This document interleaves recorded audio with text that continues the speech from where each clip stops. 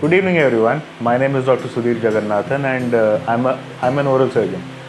So I wanted to talk to you about giving instructions to the patient and preparing them to receive oral surgery optimally, because all doctors normally instruct their patients after surgery, but before surgery they tend to overlook some of the important aspects that may come in play in future.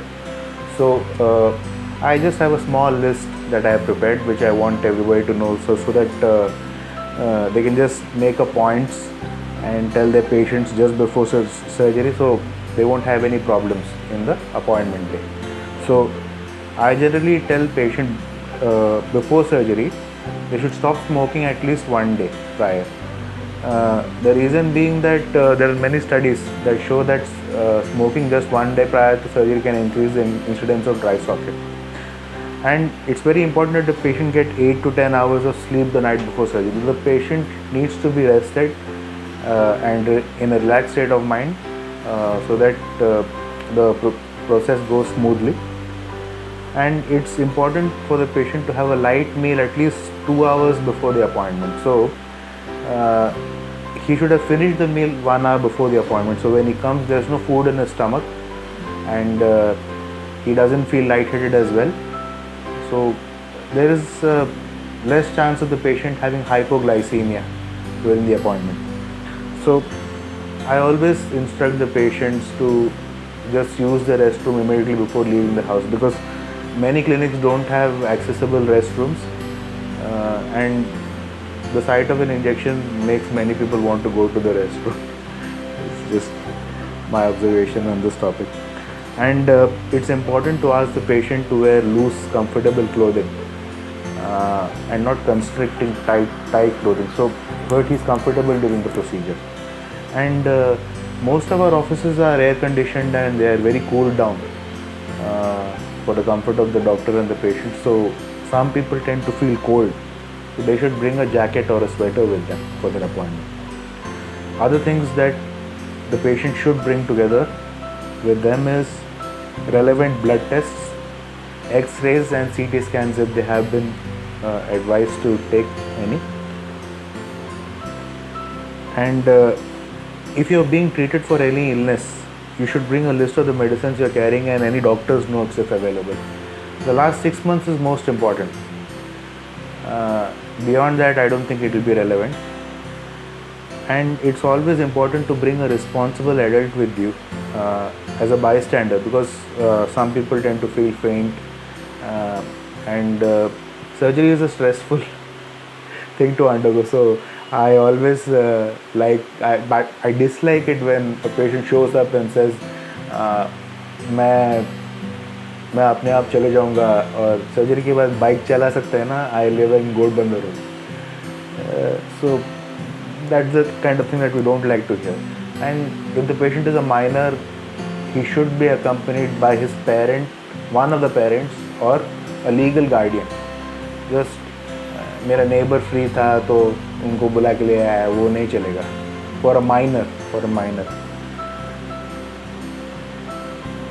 We also like to pre-medicate the patient. If the patient tends to feel anxious, then we like to give them an oral sedative the night before, and we instruct them to take at least 1 hour before the appointment. Nothing fancy, just 0.5 milligrams of alprazolam should do the trick. You believe me, it will make things a lot more easier on the patient and yourself also. I also like to start them on a 0.2% chlorhexidine mouthwash. I like to start 1 day prior and continue it for at least 2 days after surgery, after which I switch them over to warm salt water bathing. And I always like to have them take one painkiller before coming, because there are studies that prove that preemptive analgesia tend to decrease post-operative pain after oral surgery, and also the requirement of post-operative analgesic drugs, including the duration.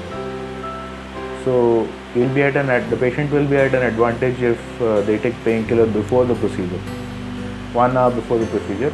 600 milligrams of ibuprofen would do the trick in this case. there is controversy regarding the use of oral steroids or intravenous steroids before oral surgery.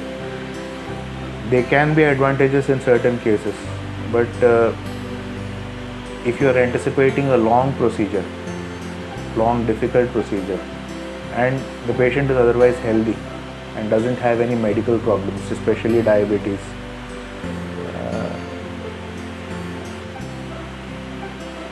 preoperative use of IV dexamethasone 8 milligram before surgery is prudent. The patient will require another dose 2 days after surgery to receive the full benefit of the treatment. Or if certain doctors are squeamish about using intravenous medication, and certain doctors may be squeamish about using intravenous medication, either because they have never administered an intravenous drug during their career, or are simply scared to do so because they don't do it on a regular basis. They can also use oral steroids, like I recommend around 20 to 25 mg of methylprednisolone 1 hour before the procedure and another dose after 2 days. Since the patient is using this medication for a very short period of time, we define short period of time as using a steroid medication of a duration less than 2 weeks. The dose need not be tapered. The patient need not taper the dose. So these are a few tips. You can call it the 10 things that the patient needs to know before oral surgery, because that this kind of a topic is popular in the YouTube's videos that we see normally. So if you have any questions or comments, most welcome. You can type it right down here in the comment box. My name is Sudhir Jagannathan, and thank you all for your patient listening.